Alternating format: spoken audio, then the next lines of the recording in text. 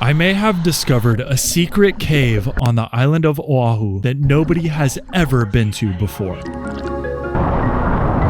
Hi, I'm Shane, and I make videos about picking up trash and exploring the ocean with my friends here in Hawaii.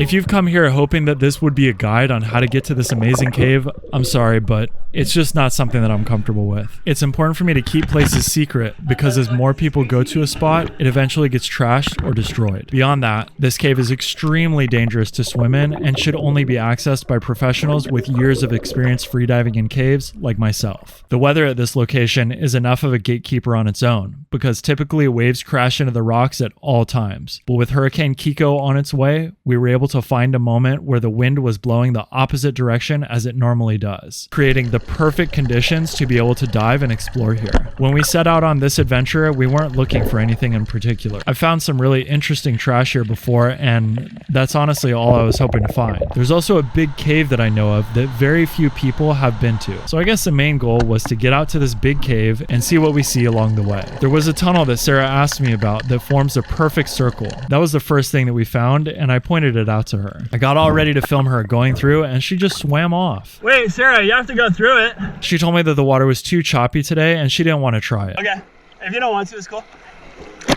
I swear we've gone through more intense tunnels, but I don't want to push her limits.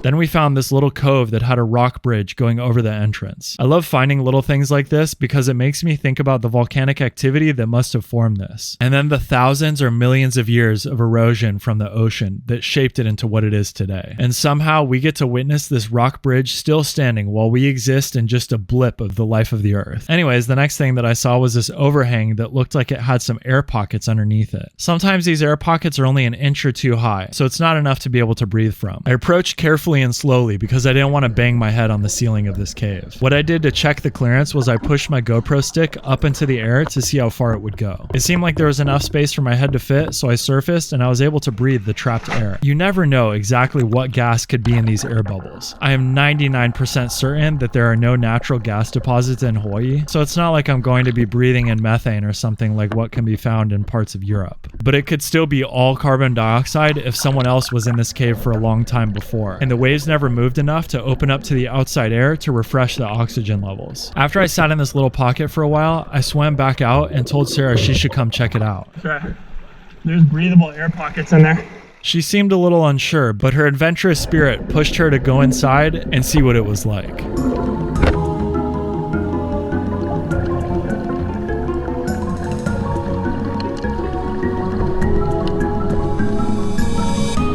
I think we ended up in an air pocket that was smaller than the one I was in previously, so we were a little crammed in. I don't think she even took a breath from the pocket before she bailed out to the open air. I agree it feels a little sketchy, and even after going into these two air pockets, I felt like I needed a long time to rest and catch my breath before I tried again. While I'm catching my breath, let me remind you again that doing this type of activity is extremely dangerous, and if you go on the wrong day and the waves are bigger, or if you get lost in the dark, or if you're just bad at freediving, you will die if you try this. I do not recommend this activity. This is something I have done and trained for my entire life. If you are brave or stupid enough to try this and can figure out where it is, make sure people know where you're going and what you're doing, and you should probably check in with a lifeguard before you go. So now that I finally caught my breath, I want to try to go all the way in the back of the cave. I thought I could see an air pocket back there, and it was pretty far, but not so far that I'd have trouble swimming in and back out on one breath. For the first time, I shined my light in front of me because I wanted to be 100% sure that I found the right hole. On my way in, I saw hundreds of mempachi. This is our favorite fish to eat, and I'm dreaming of coming back to the spot on another calm day with a 3-prong and filling up a cooler in under an hour. The view looking back out was insane. That beautiful bright blue shining in. It's rare to see this while being able to breathe. I mean, unless you scuba, but who wants to do that? This is wild. I've never heard of this before. Never seen anyone be here before. Never any videos, any rumors, nothing. To have this in Maui, I did not know that we had this here. Cannot believe it.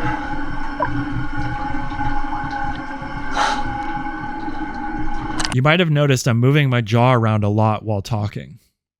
It's because as you sit in this air pocket with the waves ebbing and flowing outside, the pressure is changing inside constantly. It's hard for me to say just by feel how much it changes by. I guess it was never hurting, so it never got as high as 1.5 ATM. But it's still significant enough that you feel like you have to constantly adjust your ear pressure. I'm sure on a big wave day, if you could get in here somehow, the waves bashing into the rocks could be enough to rupture your eardrum, even just while sitting safely in this deep cave. I felt bad for Sarah just sitting out doing nothing, and I had seen enough of this cave for now, so we continued onward.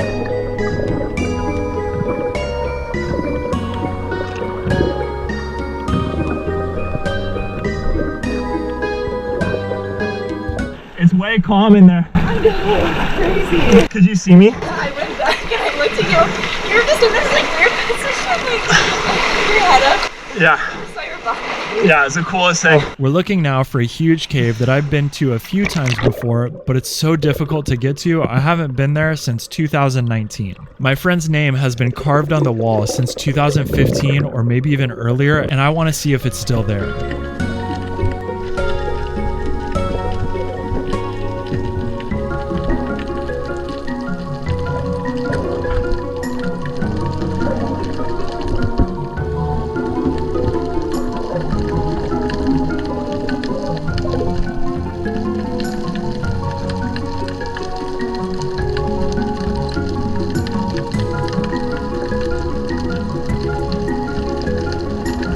On our way though, I got stopped dead in my tracks by this box jellyfish. I wasn't recording at the time, but I almost ran face first into its long tentacles. It's really hard to see, so I did my best to light it and give it some contrast behind. If you can barely see it while I'm trying my hardest to show it to you, imagine how easy it is to run straight into it while you're not expecting it. Luckily, the box jellyfish here aren't deadly like the ones in Australia, but they're still bad enough that I've seen Brittany and another friend both suffer extreme pain from their sting. Normally when I see them, their tentacles are about 3 feet long, but this one had tentacles that stretched almost 10 feet. I could have had my whole body wrapped up in this, so I'm lucky I saw it. Sarah flipped him off, and I'm sure he'll be thinking about that for a long time.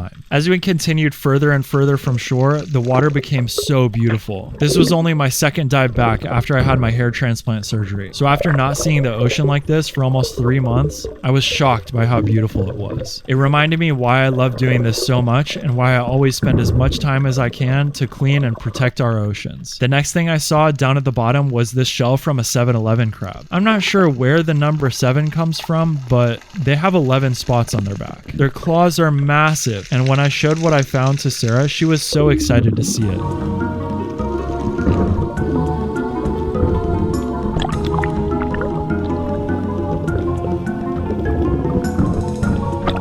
We finally found the entrance to the huge cave we were looking for. The final barrier of protection that this cave has from being visited is that even on the calmest day like today, the waves are still crashing on the rocks, and you have to perfectly time them to climb up and not get shredded like a cheese grater by making a single mistake. I have a lot of practice with this, and usually I'm doing it with a big expensive camera, so it was no problem for me.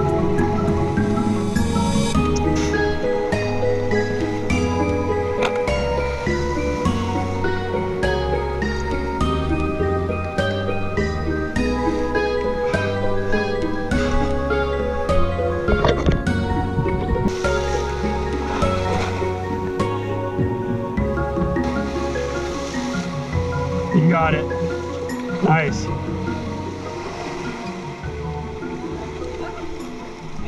Good job.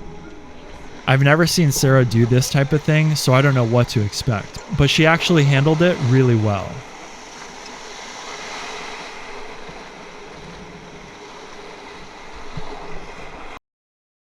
Yeah, this is great. Yeah, this is like the sickest spot. Once we got up on the rocks, there's all these tide pools here, and as far as I know, this is the only way to get to them.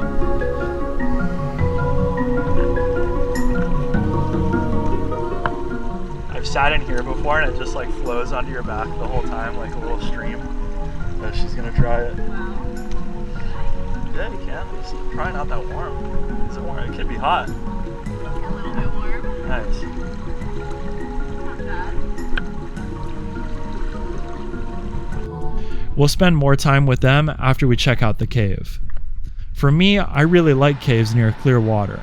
I think they can have such a beautiful scene that you honestly can't capture with a camera. All you see is black rocks and white sky, but for me in real life with my eyes, the sky is a bright blue, the ocean is an even brighter blue, and the cave is dark, but you can see the detail of every rock. Even with my dive light, it was impossible to get a balanced exposure of this scene of the entrance that is truly so beautiful. Maybe it's a good thing though in this world of social media and sharing everything in a perfect way to have something that can't be shared on social media in a way that's as perfect as it is in real life. So as we walk to the back of the cave, we finally get to find out if my friend's name is still there. I don't have good audio right here, but basically Sarah asked me if it's hard to carve your name into the mud, because you'd think that you need a knife or something to be able to scratch it if it was rock. But since it's mud, it's really easy to write your name with even just your finger. It's a testament to how few people have ever been here, that your name can be written in mud and it will stay here for years. Like my friend Madison, who has had her name here for over a decade and nobody wrote over it. It never faded away, it just remains here. Seeing all these new names added since the last time I came here 6 years ago gave me the idea to leave a guest book with a pen and a flashlight. I didn't bring one this time obviously, but I want to come back soon and leave it here. It would be crazy to come back here 10 years later and see that the guest book only has a handful of names of other adventurous people that knew about this cave and found a way to get out here. We made our way back out to the tide pool, and it's not the deepest or the best tide pool on the island, but it's definitely the most secluded and one of the hardest to get to.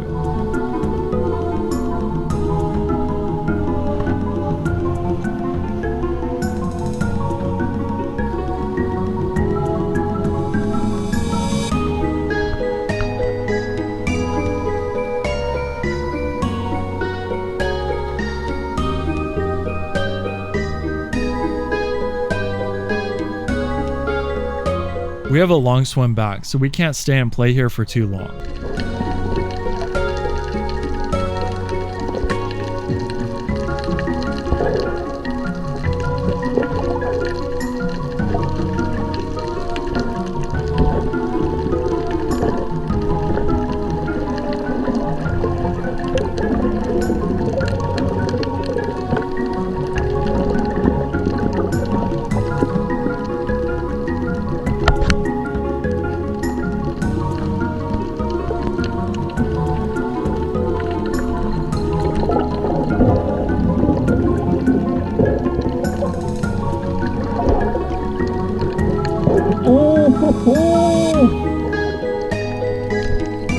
And before we go, there's one more cool little thing we found on our way that I want to show you. I found this little octopus hiding in his hole, and I tried to leave my GoPro outside of where he was staying to capture him in his natural element. But of course the GoPro wouldn't sit still with the moving ocean. At the same time, Sarah found an octopus only 100 feet away, and when I went to check out that octopus, I found this hole next to it with 3 massive humpback cowries. They were obviously alive because they were clinging to the rocks, so I didn't pull on them, but it's just crazy to see 3 perfect, beautiful shells all in one hole.